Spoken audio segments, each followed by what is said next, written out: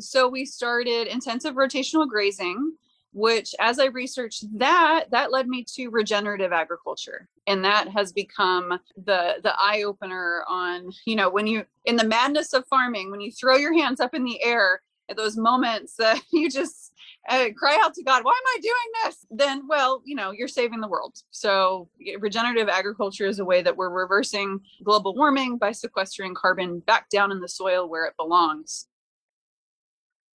In this episode of Voices from the Field, Margo Hale, NCAT's Southeast Regional Director and Director of NCAT's Arm to Farm Program, talks with Alvina Maynard. Alvina is an Air Force Reservist and owns River Hill Ranch in Richmond, Kentucky. Alvina talks about her military background, her farming experiences, and how River Hill Ranch, an alpaca operation, has grown. She also shares her experience in accessing various USDA programs, including the Value Added Producer Grant and EQIP. Alvina discusses the programs and services she has used, how those programs have helped her reach her farm goals, and tips for veterans and other farmers as they navigate USDA programs. Let's listen. Hi, I'm Margo Hale, NCAT's Southeast Regional Director, and today I'm here with Alvina Maynard from Kentucky, and we're going to talk a little bit about Alvina's operation and her military service and how she has used USDA programs. So welcome, Alvina. Thanks so much for talking with me today. Thanks for having me, Margo. Yeah, so why don't you go ahead and tell all of our listeners about your farming operation and kind of your background, how you got started. I'm talking to you today with a lens of veterans and agriculture. So give your military background and just kind of your whole story. Well, that's a lot. So I am the owner operator of River Hill Ranch, which started out as an alpaca farm in Richmond, Kentucky. And I say started out because we have grown to be quite the menagerie here. I realized really quickly that if I was an alpaca farmer, alpacas eat grass, and I should probably know how to grow grass, which is what led us to meet on my quest to understand how to grow good pasture. So thanks to NCAT for all the awesome resources and guidance that they've provided me over the years. So we started with alpacas, so we grow close. So a lot of people, thankfully, are becoming closer to their food and wanting to learn more about where their food comes from. We're just really starting to open people's eyes to start thinking about where their clothes come from. Unfortunately, the majority of our clothing here in the US is made out of plastics now, which don't degrade in landfills, just like a plastic bottle. It hangs out in there for forever. And on top of that, they're not as high performance as natural fibers are. And so alpaca wool is a high performance natural fiber that's we call it an everyday luxury. While it feels amazingly luxuriously soft, it's meant to be worn and perform well for you every single day. If you've never experienced alpaca socks, they're absolutely incredible. So from there, we have a warm, wet season here in Kentucky, which is not very awesome for gastrointestinal parasites. For camelids is the family of mammals that alpacas belong to. So we started intensive rotational grazing, which as I researched that led me to regenerative agriculture. And that has become the eye opener on, when you, in the madness of farming, when you throw your hands up in the air at those moments, you just cry out to God, why am I doing this? Then, well, you're saving the world. So regenerative agriculture is a way that we're reversing global warming by sequestering carbon back down in the soil where it belongs. But at the same time, we're growing close. So intensive rotational grazing led me to, maybe I should get some browsers. So I ended up adding goats. So the goats eat the weeds that the alpacas don't. And then I found out that sheep do that as well, even though sheep are grazers. And so we added sheep. And there's another parasite that's carried by white-tailed deer, which we have a lot of in our area, that affects alpaca's central nervous system. But the secondary hosts are snails and slugs. And so last year we added ducks. And unfortunately, I haven't found a place to process them yet. So we're just selling duck eggs, but hopefully we'll be selling duck meat as well, because if you've never had ducks, they're cute and they're cool and all, but they literally squirt poop backwards everywhere. Yes. So our flock is way too big right now.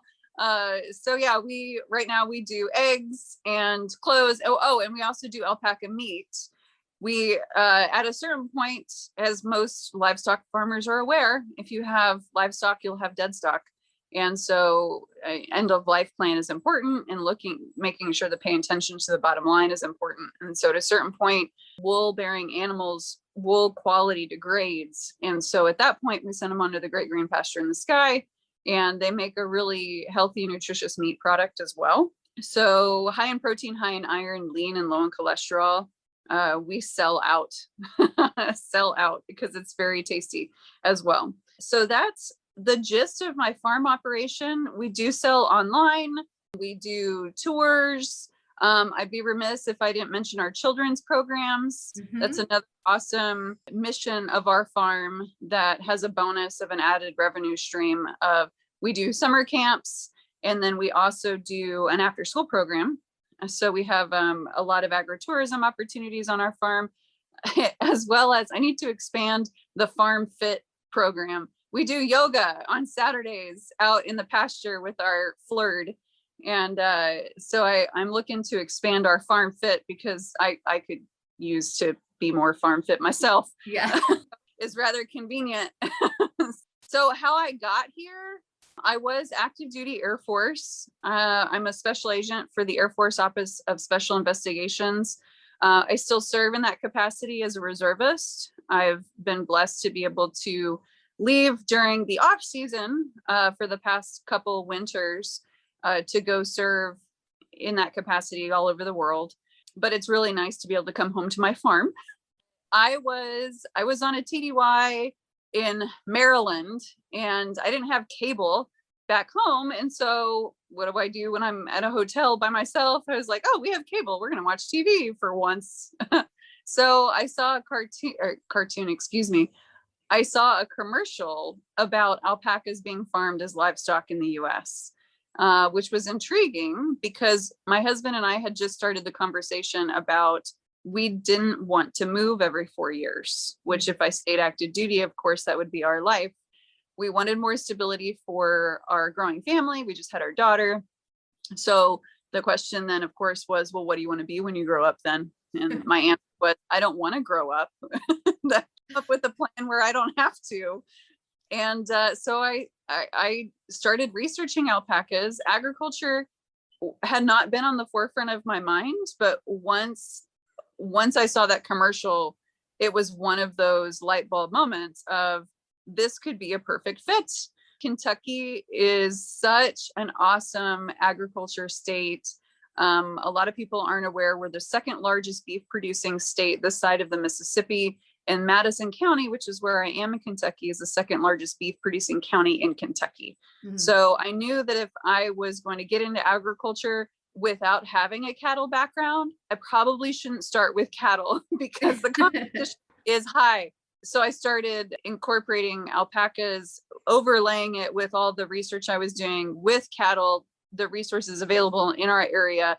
And a lot of them made sense for alpacas as well. And so I just kind of started modeling, well, if I did the same thing that you would with cows, but replace them with alpacas, they're lighter. So 10 alpacas will equal 1 young steer. Kind of did the conversion. And yeah, we decided that this would be something that we could make happen. Very cool. Yeah, no. And your operation, I've known you for several years now, so getting to see it as it grows, and I've seen the amazing clothes that come out of your alpacas, and I've enjoyed some alpaca when you have those alpaca sticks. I don't know if you still make those or not, but very tasty. So it's fun to see that progression. And who knew a commercial in a hotel would lead you to farming, right? That's right. Yeah, that's awesome. moments where God just like reached out and slapped me like, hey, dummy, what you're supposed to do. You're supposed to be an alpaca farmer when you grow up. Okay, so you mentioned all of the amazing agricultural support in your state and in your county, and so that's a great thing for you and for a lot of farmers to get plugged into all those resources that are there, local, all around you. So I want to ask you a little bit about some of the USDA programs that you have used on your farm, and just, if you could kind of talk about how you got connected to USDA and some of the programs that you've utilized. I'd love to hear that. So we're blessed in my county to have a pair of extension agents, one animal science and one horticulture. And they give various classes there at the extension office. And that's when I first learned about the different programs that USDA has available. They brought in the NRCS and Rural Development agents. And so we got to talk one-on-one with them about our operations and kind of understand how we might be able to utilize the resources, the programs that they have available. So the first one, I laugh because I'm remembering this conversation. The first one that I took a look at was the beast of the value-added producer grant. That's a big one. It's a big one. But I thought it would be a good fit, and it was. However, at the time that I initially started looking into it, I went and met with Rural Development, and the agent just kind of said, have you met KCARD yet? And KCARD is the Kentucky Center for Ag and Rural Development. And I said, no, who are they? Well, you might want to go talk to them. They probably could help you with this. It was a nice way of him like politely saying, you have no idea the beast that you're about to try and tackle. Right. So KCARD in our state is this great nonprofit that provides, among one of their many services, they provide grant writing facilitation for producers. And so they held my hand through the process. And I will say that 66 single-spaced pages later, and years later, I submitted the VAPG grant and was awarded for both wool products as well as meat.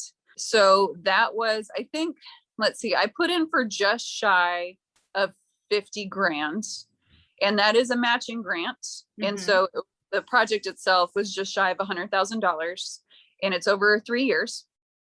And so I use that for marketing our wool products as well as increasing production, so paying for manufacturing. So because of that grant, I was able to do a large batch of sweaters.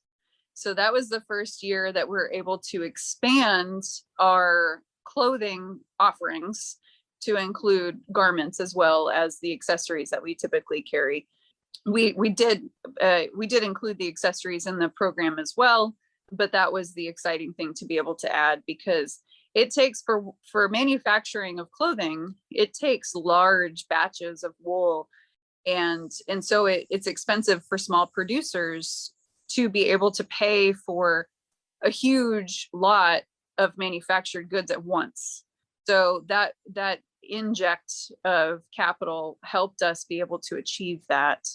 And with the meat as well, we were able to increase production. And it also offered a service to the region of alpaca farmers, because we're the only alpaca meat business. And so there's no one else that's competing with us in our area, but also a lot of people don't really want to. A lot of alpaca farmers just have 2 or 3 animals a year that they want to cull. And so that's not enough to justify starting up a whole separate enterprise to their mm-hmm. business. And so having my meat business was a way for them to sell me their culls just to move them off the farm so they weren't costing them money. And then I could then in turn grow the meat side of the business even more. Yeah, no, that's a great thing for those other producers in your area. So that was the value-added producer grants. Started big. Okay. Right. Yeah. And then I knew, but I didn't really know until I was in it. Not only what a beast it was just to do the application in the first place, but also the reporting over the life of the grant. That was also a lot of work that, I mean, really, if I had had a bookkeeper on staff, it wouldn't have been that great of a leap, but I was doing all of the accounting myself.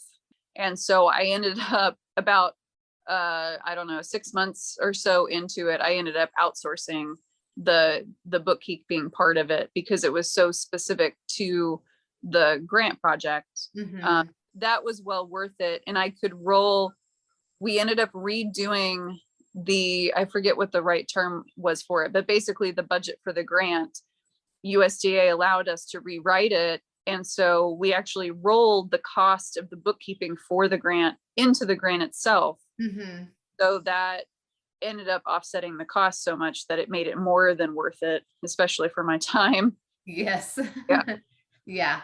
Wow, that's great. I mean, I'm glad you had success with that program, and it sounds like you had some really good resources with K-Card and just that conversation with the rural development agent to say like, okay, you need some assistance, which probably everybody does when the value added producer grant is such a large, grant program. It's one of the few true grants in USDA that goes directly to producers. So it's kind of a different a different thing than say other NRCS programs, which it sounds like you've also utilized some other NRCS programs. Yes, it's run out of NRCS office, but it's basically it's the cost share. Mhm. And so it's the Madison County Soil Conservation District. And so they're housed in the same office, but it's federal funds that's been allocated down to the state and then to the counties to decide how to distribute. And so there's a board that's made up of county producers, and they go through all the applications and decide who gets what funding. And Mhm. so put in they expanded the year that we submitted considerably to include timber. And so in regenerative agriculture research, we learned about silvopasture. I've got 12 acres of woods, Mhm. and with wool producing animals, we're in Kentucky. Southern summers are ridiculous. And Yeah. so wool bearing animals need shade or else they could get heat stress and even heat stroke. And so we decided to do timber silvopasture in our fields. And obviously they're just 1 or 2 year old trees when we first put them in the ground, but it's been, I don't know, let's see, it's been 3 years now, I think, since we did that. We have put over 300 trees in the ground, and they are now as tall, or if not taller than I am. If you start with those young trees, they end up the roots get established and then they shoot up. Mhm. We'll probably have shade from them within the next couple of years, and then we'll thin them in 20 to 30 years for a timber harvest. Adds another revenue stream to the farm. It helps. We're very hilly where we are, and so it helps retain the topsoil where it belongs and slow water runoff to keep the water on the farm. And then the other part of that cost share, the CAPE project, was our hard pan for our manure pile.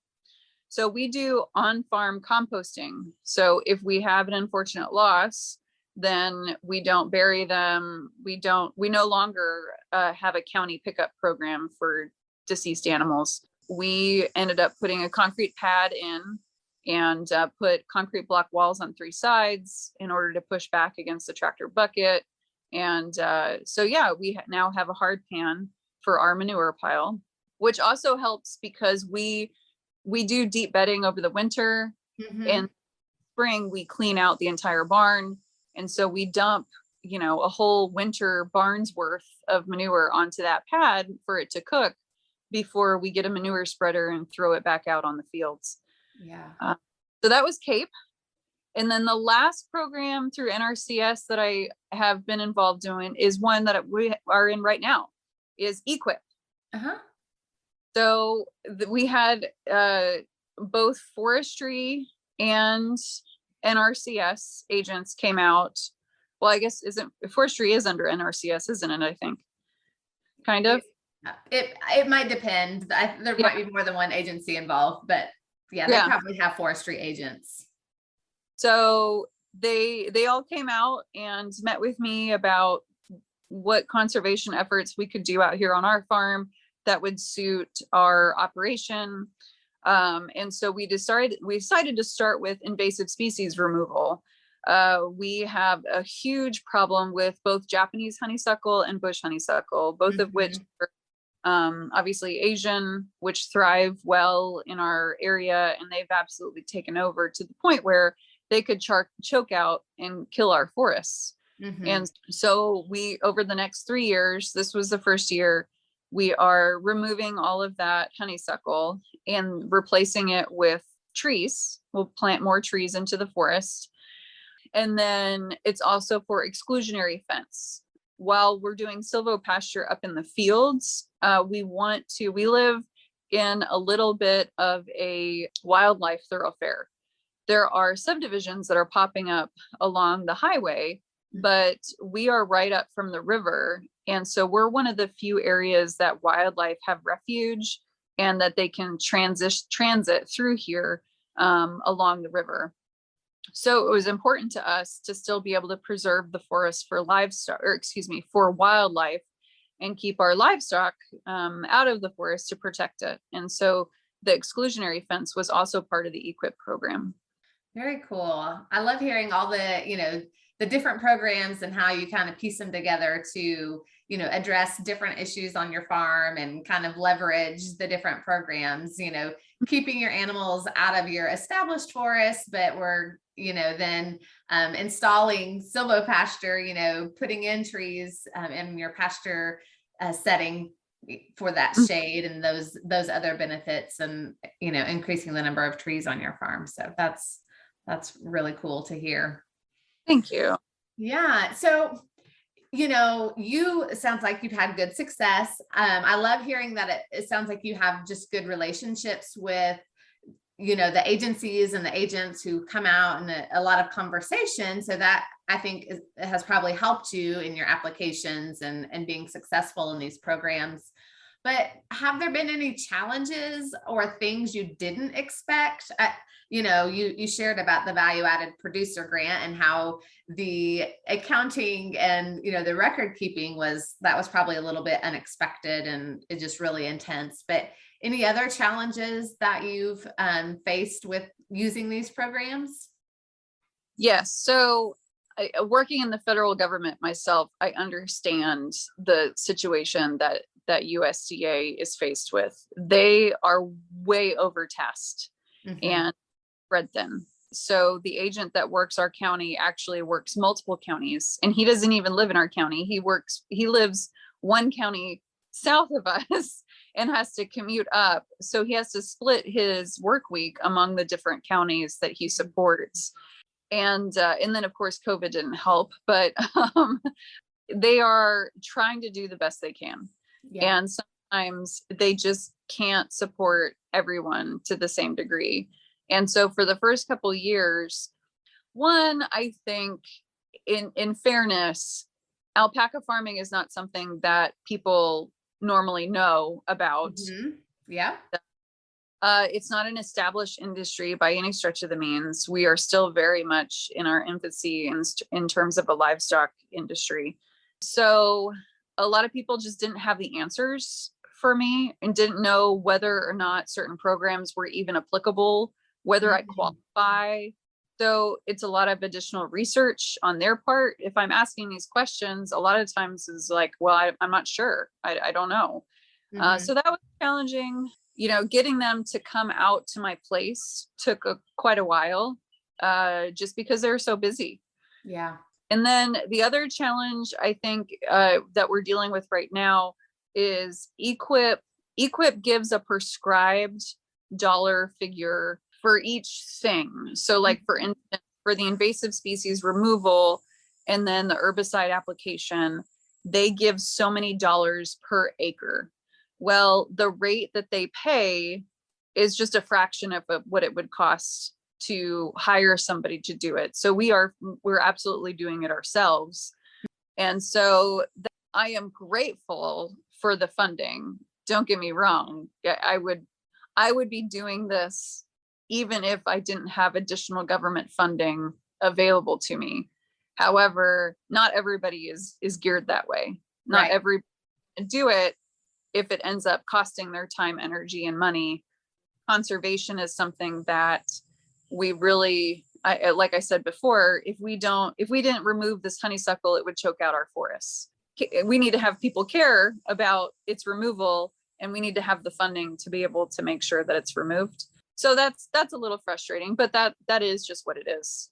Yeah, unfortunately, programs are, it's not easy money like some people like No. to make it out to be. We're not just USDA is not just throwing money at you to do whatever you want. There's a lot of paperwork and processes you have to follow. But like you said, this is something you were going to do, and so it does help that you have some additional funds to be able to do that. For sure. Yeah. So do you have any suggestions or recommendations for farmers, getting started, any tips or tricks that you think, oh, I wish I would have known this before I got started in this process of trying to utilize some of these programs? Definitely starting with my extension agent, because you don't know what you don't know, and scheduling an actual meeting with them to introduce yourself if you don't know them already, and but don't waste their time. Don't go in there and just ramble on about all the things. NCAT has a number of resources on their website that you can peruse ahead of time, so that you go in there showing that you've done some research and you're going to ask their help in filling in the gaps. And like what's there locally that I might not have heard about before. Right.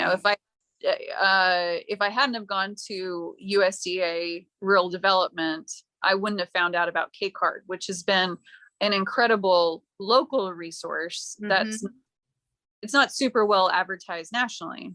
So do your research ahead of time for sure, so that you're not, because these folks, they want to help, but at the same time they have limited time to share, and they're trying to do the best they can to serve the whole of the community.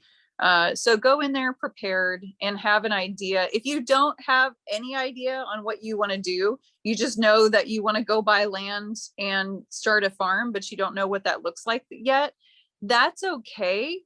But whatever your state is, so for instance, in Kentucky, our land grant university is the University of Kentucky or the Kentucky State University. We have two in Kentucky. Every state has a land grant university. They're going to have a College of Agriculture, and that College of Agriculture is going to have a website. Yeah. On our College of Agriculture, we have the College of Agriculture Economics. There's financial plans for a whole bunch, like even mushrooms are on there, types of enterprises. Okay, peruse those and have an idea of what the finances going into the different types of operations would be. And so that way you're armed for the conversation with your extension office. When you go to USDA, to the NRCS office, it shows that you've done your research ahead of time and that you're just looking for their mentorship. Yeah, that's really great advice. And NCAT, our ATTRA program, we have a lot of resources like that as well. I'll make sure and link some of those in the show notes. That's great advice. Absolutely. Do your homework, have a little bit of an idea of what you're going after. So did your veteran status help you in any way in accessing these programs?